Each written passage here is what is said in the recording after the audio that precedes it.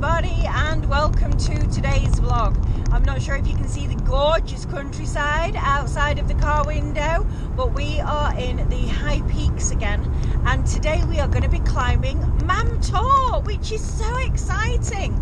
We're going to be doing the 3-mile circular walk, starting at the car park and then again ending at the car park.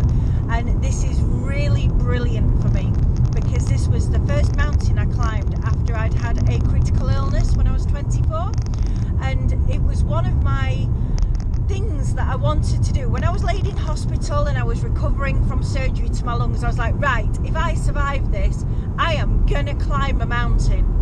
And 3 weeks after surgery, I did just that. I summited Mam Tor, touched the stone at the top, which hopefully we'll get to do again today. And then unfortunately the next day I ended up back in hospital because obviously I had done far too much, far too soon, and it put me in a bit of a bad way and I was a bit of an idiot. But that doesn't matter because I still did it, and it was something I said I was going to do, and I did. And so today I am here again with William, and after 21 whole years I'm going to touch the summit stone again of the beautiful mountain that is Mam Tor. In front of us, Mam Tor. We are nearly there at the car park, which is where we're going to set off from. Yay! 0.4 miles! That was a strange start off from the car park. So we got here anticipating that there might be a few facilities like a toilet. There isn't, so we had to head back to Castleton to the main car park there. So we've just come back and here we are on the trail. Yay! William up there, always ahead of me, always rushing off.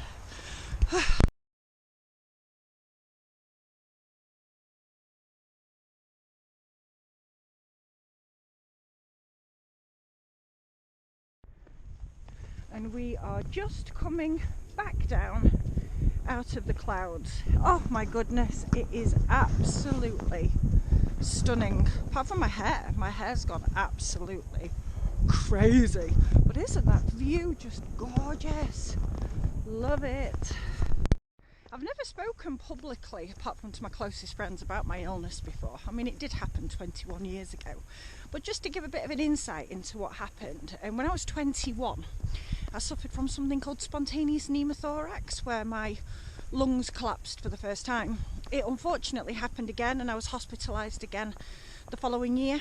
And then when I was 24, it was my very, very last day of university, and my right lung collapsed to its full capacity, and I ended up in a resuscitation room, kind of like ER, with a man jumping on my chest, ramming a needle into my chest cavity here, and then just expelling all of the air that was in there to help my lung re-inflate.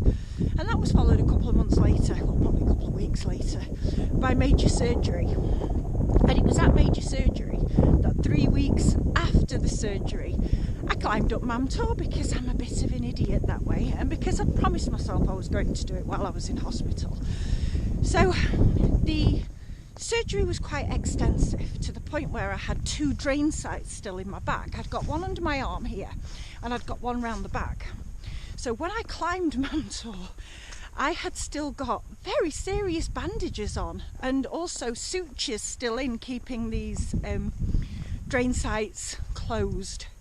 So what I actually did, unfortunately, when I climbed Mam Tor when I was 24, is I reopened both of these drain sites up, got heavily infected, ended up back in hospital, and it wasn't pretty at all.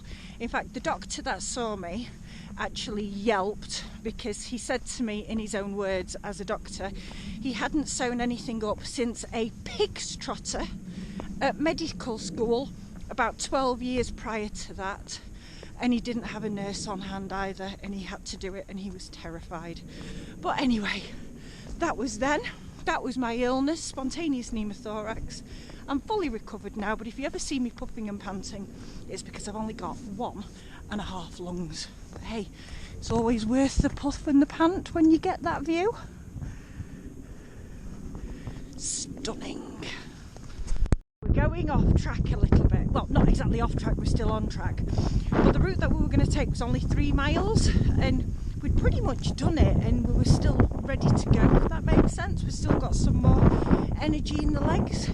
So now we are over Castleton, which is over there. So we've extended a 3-mile walk to what's going to be about 7 miles. So hopefully it's going to be lovely. Keep it. I was about to say I can't keep it together because William's just fallen over just as I'm about to fall over. I cannot stress the high importance of not doing this in trainers. Do not do this in trainers. We are idiots. Look, this is not suitable footwear for here. He's been over twice. I've nearly been over. I'll put some pictures on at the end of the colour of him. He's absolutely black bright. This is not good. Right, I think I'm going to have to walk on the grass. The descent down from Hollins Cross back into Castleton was absolutely hilarious. He fell over a grand total of 5 times. 5 times? How's that even possible?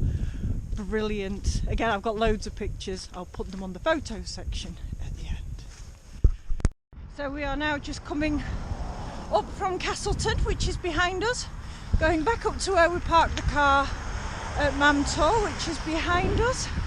And I think in total we've done about 7 miles, but I'll have to confirm that when we get back to the car, because commute is still recording. So I have to tell you that in a little while. We are now about 1.5 miles back outside of Castleton, and behind me, as you can see, is still Mam Tor. Our car is about 200 metres up in front, which will be really great to get to for lots of reasons. First of all, the child is filthy and needs to change his clothes. And second of all, we've got no idea how far we've come. We went all the way over there. I'm not sure if you can see the peak over there where there's like a cliff face, but we were all the way over there. And that's miles away, miles and miles away. But I'll be able to tell you when we get to the car exactly how far we've come. But it feels like one heck of a long way around. Back at the car, it is absolutely beautiful out here. We've just looked at commute and it says that we've done 5.28 miles, which is not bad at all. To say that most of it has been uphill or downhill in the worst kind of slipping conditions. So the fact that we're still alive and there's no broken ankles is a miracle. And one thing I will say, trainers, no, don't even come out if you've got trainers on. It's just not worth it. Get the proper equipment.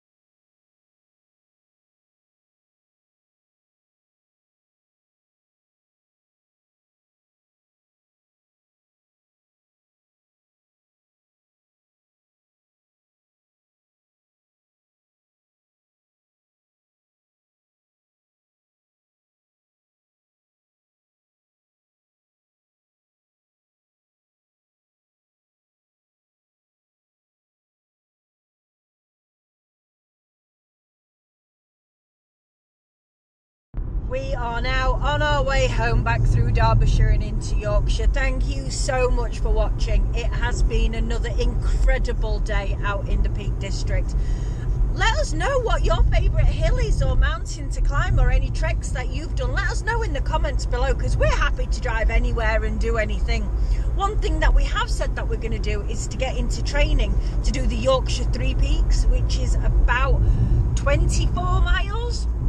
So if anyone's got any really nice easy training mountains or hills to climb before that, let us know. Thank you for watching. Do hit the subscribe button down below, and also the bell, so that you get notifications every time we upload. We upload every Thursday, and we'll see you next week. Thank you for watching. Take care.